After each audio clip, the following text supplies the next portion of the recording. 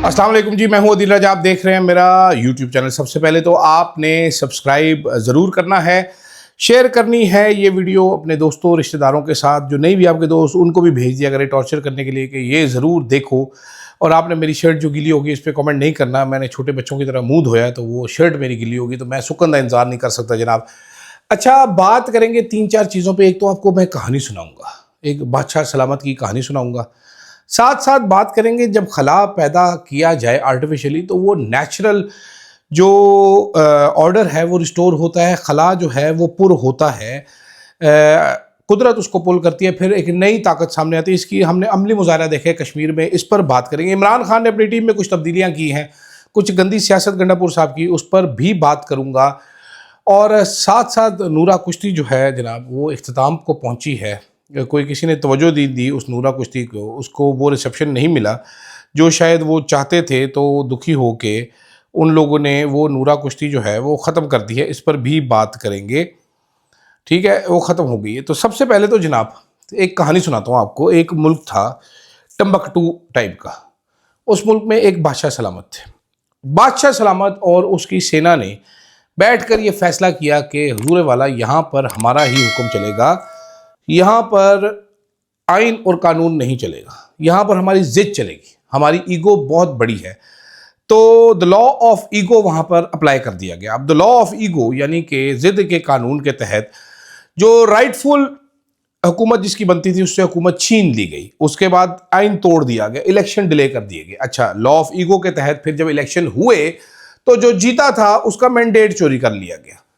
Law of ego के तहत फैसला बादशाह सलामत ने ये कर लिया था कि जनाब ये मुल्क चलेगा तो मेरी जिद पे चलेगा, अब जैसे मैं चाहता हूँ वैसे चलेगा। सेना बादशाह के आगे लेट गई। सेना ने कहा जनाब जैसे आप कहते हैं वैसे चलेगा। तो उसका हाल आज ये हुआ, उस लॉ ऑफ ईगो का, उस जिद के कानून का हाल ये हुआ कि उस मुल्क में किसी जगह पे सुकून नहीं है। उस मुल्क का एक सूबे में दहशतगर्दी हो रही थी, दूसरे में ऑपरेशन हो रहा था, तीसरे में धरना हो रहा था, चौथे में एहतजाज हो रहा था। पीछे बचा एक सूबा जहां पर एक ड्रामा चल रहा था, टिकटॉक शूट होता रहा। अब ये थी एक अफसानवी कहानी। अगर हम इसको अप्लाई करें आज अपने मुल्क में देखें तो हमारे मुल्क में बलूचिस्तान में ऑपरेशन हो रहा है, 2 दिन से शुरू हो चुका है। एक अनरेस्ट है वहाँ पर, इंसर्जेंसी है, मिलिटेंसी है। KPK में देखें तो एक ऑपरेशन किया जा रहा है, सूबे के लोगों की मर्ज़ी के ख़िलाफ़ ऑपरेशन किया जा रहा है। वहाँ पर एक इंसर्जेंसी टाइप सिचुएशन में नहीं, वहाँ पर मिलिटेंसी है बहुत ज़्यादा। Insurgency would be the wrong word, वहाँ पर मिलिटेंसी है। वहाँ पर दहशतगर्द आकर बैठे हुए हैं, वो जो कि हमसे ख़त्म नहीं हो रहे, वो पैदा हो ही जा रहे हैं, वो इतने बच्चे दे रहे हैं, वो ख़त्म नहीं हो रहे। फिर हम GB की तरफ देखें तो GB में सुस्त के मुकाम पर धरना दिए ताजिर बैठे, नोबडी केयर्स। वो रोड बंद करके बैठे हैं, वो चाइनीज़ जा रहे थे, चाइनीज़ ने उनको फेंटा लगाया, उन्होंने चाइनीज़ को फेंटा लगाया। जी बेको, क्योंकि बहुत दूर है वो इस्लामाबाद से, तो वी डोंट केयर। फिर आ जाते हैं कश्मीर की तरफ। कश्मीर में एक नई आग लगी आज, वहाँ पर खून शामिल हो गया उस तहरीक में। वहाँ पर सैकड़ों लोग सड़कों पे, हज़ारों लोग सड़कों पे मौजूद हैं, कोई नोबडी केयर्स। वहाँ पर वो हमें बताया जा रहा है कि वो दहशतगर्द हैं। पाकिस्तान में पंजाब में एक तरफ आए तो पंजाब में अल्लाह मियाँ का एक नया तोहफ़ा हमें मिला हुआ है। वहाँ पर मैडम मरीम नवाज़ शरीफ फिर रही हैं। वो उन्होंने इतनी तरक्की कर दी है पंजाब में। मैं पंजाब का ही रहने वाला हूँ, पिंडी का रहने वाला हूँ। वापस आ रहा था मैं तो भूल गया, आधा घंटा मैं इधर उधर फिरता रहा। सुबह मैं जिस रास्ते से गया था वापस आया था, उस रास्ते की तरक्की हो चुकी थी। मैंने पहले भी आपको कहानी सुनाई थी। हमारे ये अशराफिया का हाल ही है, इनके घरों में जाएं आप अंदाज़ा नहीं कर सकते। मैंने एक ऐसे सियासतदान का घर देखा जिसके जो सीढ़ियाँ थी, ऊपर चढ़े थे तो वो स्लैब बने हुए थे, वो शीशे के स्लैब थे। आपको शीशे पे चल के ऊपर जाते थे। आपको उन्होंने जिस कमरे में मुझे इंटरव्यू दिया था वहाँ पर वो सन रूम था, उसकी छत शीशे की थी। बटन दबाते थे वो खुलता था, सूरज आता था, ऐसा लगता था बाहर आप आउटडोर बैठे हुए। मैं यहाँ पर एक ऐसे सियासतदान के घर भी गया हूँ जिसके घर चलते चले जाएं आप तो ख़त्म होने का नाम नहीं लेता। आपको गाड़ी पे एक जगह से दूसरी जगह पे जाना पड़ता है, अंदर बगीचे लगे हुए। मैं ऐसे सियासतदान के घर भी गया हुआ हूँ कि आप एक गेट से एंटर होते हैं, उसके बाद आगे आपको पता चलता है कि ये तो पूरी गली ही उसी सियासतदान की मलकियत है। और आप एक दरवाजे से दूसरे, तीसरे, चौथे घर में वो साहब मौजूद होते हैं। ये अशराफिया का हमारी हाल है। हमारा हाल क्या है? हमारा हाल ये है कि हम घर से बाहर निकलते हैं तो कूड़ा पड़ा होता है, साड़ी नाली बंद हुई होती है, सानू कुत्ता पीछे लग जाता है, साढ़े पैसे चोरी हो जाते। जब आप मुआवजा करेंगे तो उनको क्या पता हमारे मसले क्या हैं। जो प्रोटोकॉल लगा के सड़कें ब्लॉक करके तो घर से बाहर निकलते हैं, उनको क्या पता कि अदील राजा एक अजीम आदमी है, वो जब सड़क पे निकलता है तो उसको क्या मसाइल पेश आते हैं, दरपेश आते हैं, उसकी मूछें बराबर नहीं हो पाती, उसको इन मसाइल का नहीं पता, तो वो सोचते भी नहीं है इन मसाइल की। यहाँ पर ज़िद पे हुकूमत चलाई जा रही है। इस ज़िद की वजह से हमारे मुल्क का जो हाल हो गया वो आपके सामने है। द प्रॉब्लम इज के डिसाइड कर लिया गया कि जी जब हम जैसे कहेंगे वैसे होगा, वैसे लोग मानते नहीं है। क्या करें जी, लोग बड़े बेशरम हैं। मैं लोगों को समझाता रहता हूँ, मान जाओ, चिल करो। मुझे आज भी किसी बंदे ने बताया, उन्होंने कहा तू किसी सोशल मीडिया की वजह से तुझे लेटर पढ़ने, मैंने कहा मुझे वैसे ही पढ़ते रहते हैं लेटर, तो सोशल मीडिया की वजह से और पढ़ जाएंगे। मैं तो कभी आता ही ना सोशल मीडिया पे। अरशद साहब अगर जिंदा मौजूद होते, मुझे इतने धक्के मार मार के नौकरी से ना निकाला जाता, मुझे तो शौक ही नहीं है। मैं तो हालात चेक करेंगे, मैंने मुंह धोया तो मेरी शर्ट गीली हो गई है, इतना तो मैं सुस्त और कायल आदमी हूँ। तो जिद पे मुल्क चल रहा है, बेहतर जानते हैं। फिर बात करना चाहता हूँ मैं ताकतवर हल्के जिस टाइम खला पैदा करते हैं। कश्मीर की मिसाल आपके सामने है। कश्मीर में क्या किया गया? कश्मीर में सारी जमातों को मिला के एक आटा गूंद के एक हुकूमत बना दी गई कि ये तो सारे हुकूमत करो, 4 सीटा तू भी लाए, तू भी लाए, तू भी लाए, मौजा मारो सारे हुकूमत में, बस कोई अपोजिशन नहीं। जो पीटीआई की अपोजिशन थी मार मूर के उनको भगा दिया कि चलो भाग जाओ, दबा हो जाओ। क्या हुआ? नेचुरल ऑर्डर में एक खला पैदा हो गया। ये तो हज़ारों साल का कानून है ना कि एक हुकूमत होगी, एक उसकी मुखालफत करने वाले होंगे, वो ये हुकूमत करेंगे, ये मुखालफत करेंगे, ये चलता रहेगा सिस्टम, वेंट आउट होते रहेंगे। जब आपने ये ख़त्म कर दिया तो यहाँ पर गैप आ गया। ये सारा गैप किसी चीज़ ने तो फिल करना है ना, खाली चीज़ कुछ नहीं रह सकती। तो वहाँ पर एक एक्शन कमेटी आ गई। उस एक्शन कमेटी ने जो तहरीक इंसाफ जो काम नहीं कर सकी, डरपोक होने की वजह से, अवामी सपोर्ट ना होने की वजह से, जिस मर्जी वजह से, एक्शन कमेटी आ गई। एक्शन कमेटी में 12 लीडर आने, 14 लीडर आने, 16 लीडर आने, अवाम ने उसको ओन कर लिया। उन्होंने आपके थुन्ने सेक दिए। अभी वहां पर गोलियां चलाई जा रही हैं। एक्शन कमेटी का ये इल्ज़ाम है कि वहां पर बंदे मर रहे हैं। दूसरी तरफ पाकिस्तान में किसी टीवी चैनल पे खबर कोई नहीं है। आपको पता है वहां के सहाफ़ी फ़ोन करके क्या कह रहे हैं अपने चैनलों को? वो कह रहे हैं खुदा के लिए खबर चलाओ, यहाँ के लोग हमसे नाराज़ हो रहे हैं, लोग हमें जूते मारेंगे, आप हमारी खबर क्यों नहीं चला रहे? खबर चलाओ, यहाँ पर हालात बहुत ज़्यादा ख़राब है। कोई टीवी चैनल खबर चलाने के लिए तैयार नहीं है। इससे क्या हो रहा है? इससे गैर यकीनी मजीद बढ़ती जा रही है। इससे नफरत मजीद हवा दे रहे हैं आप पाकिस्तान के चैनलों के खिलाफ। सोशल मीडिया पे एक एक चीज़ नज़र आ रही है। अभी वो ज़माना चला गया। 55% आबादी हमारी तो वैसे ही जेनजी है, यूथ है, वो मोबाइलों पे, वो नहीं देखते टीवी। मैं आपको अपने इस यूट्यूब चैनल का, ये छोटा माड़ा मोटा YouTube channel, 85% of people watch it on mobile phone. ठीक है, तो सारे मोबाइल पे देखते हैं, मोबाइल पे सारी चीज़ें आती जा रही हैं। अपने नेट बंद कर दिए, लोग ट्रैवल करके जाते हैं दूर दराज से, डिशों से वो भेज देते हैं चीज़ें, वो वाईफाई इस्तेमाल करके भेज देते हैं। क्या ये पुराने ज़माने के अभी तरीके हैं? नेट बंद कर दो, बिल्ली को देख के कबूतर आंखें बंद कर ले, तो ये मतलब तो नहीं कि बिल्ली गायब होगी। तो जो खला पैदा किया गया वो खला फिल हो गया है। अब वो एक्शन कमेटी काबू कब आती है, कैसे आती है, आपके कैसे उसको करप्ट किया जाता है, वो देखने के इंतज़ार करते हैं उसका। लेकिन एक खला तो पैदा हो गया ना, और ऐसा खला पैदा हो गया जो कि अनडिज़ायर्ड था।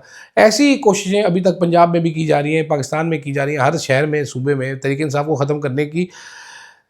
जो भी फैसला साज हैं, जो आइंस्टाइन बैठे हुए हैं शहबाज शरीफ साहब के, और शहबाज शरीफ साहब के हमदर्द या आइंस्टाइन, इनको सोचना होगा कि जनाब अपनी अकल लगाएं, दिखावों पर मत जाएं। ये टोकन वाला पेंट नहीं है, ये एक मुल्क है, इसको एक मुल्क की तरह चलाएं, इसको लॉ ऑफ ईगो के तहत ना चलाएं, बड़ी प्रॉब्लम हो जाएगी। You do not understand, you do not realise. आप अभी तक जो भी कर रहे हैं वो इंतशार, या तो फिर ये हम तसव्वुर कर लें।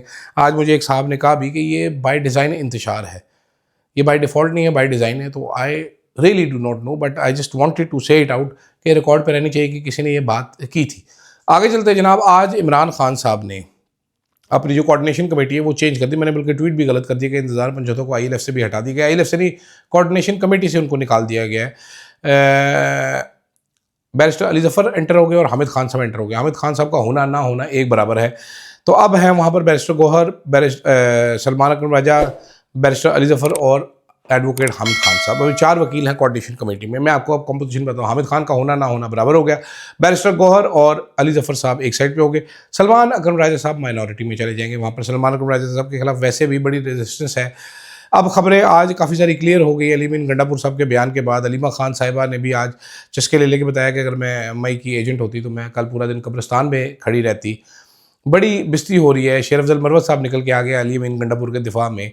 ऐसा खैर डिफेंस अगर मुझे मिल रहा हो तो मैं फ़ोन करके शेर अफजल मरवत साहब, थोड़ी मेहरबानी, तुसी मेरा डिफेंस ना करो। खबरें ये भी आ रही हैं कि बैरिस्टर गौहर ने बाज रखने की कोशिश की। काफ़ी सारे लोगों ने, सुहेल अफरीदी ने खासतौर पे अली अमीन गंडापुर को समझाया कि ना कर ऐसा, ये ना कर, तू नुकसान करेगा। लेकिन अली अमीन गंडापुर ने कहा नहीं जी, मैं तो ये करूँगा ही करूँगा। ये भी अब पता चल गया है, कंफर्म कर रही है तहरीक इंसाफ के सोर्सेज कंफर्म करें। मैंने पहले दिन आपको खबर दी थी कि आकिबुल्ला साहब को और फैसल जो हैं वो तरकई को अली अमीन गंडापुर साहब ने ही हटवाया है। वो इमरान खान से लेके आए थे, इमरान खान ने कहा था वजारतें चेंज कर दो। इन्होंने इस्तीफ़ा दे मारा अली अमीन गंडापुर साहब को, एल इस्तीफ़ा नस जा पच जाए इधरों।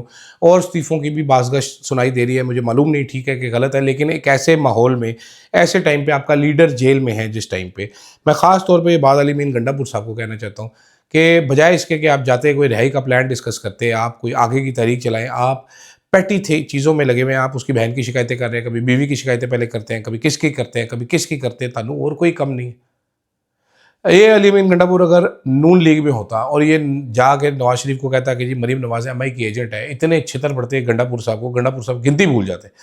अगर यही अली अमीन गंडापुर साहब पीपल्स पार्टी में होते और ये जाके फरियाल तालपुर की शिकायत लगाते आसिफ अली जरदारी साहब को, तो यकीन कीजिए अली अमीन गंडापुर साहब के जो टेंड है वो करके भेजते वो लोग वापस।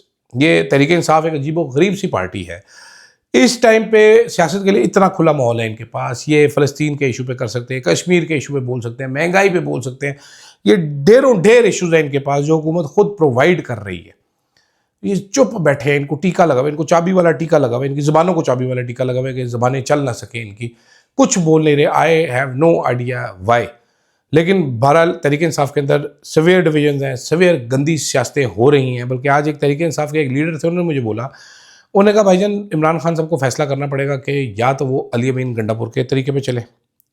अगर आपने मज़ामत करनी है तो Ali Amin Gandapur is not the guy for मज़ामत। आप अली अमीन गंडापुर को पार्टी के हवाले करें, आप खुद साइड पे होकर बैठ जाएं। साल डेढ़ साल में वो घिस घिसा के आपको बाहर निकाल लेगा। आप ट्विटर भी छोड़ दें, अपना बयानिया भी छोड़ दें, चिल करें।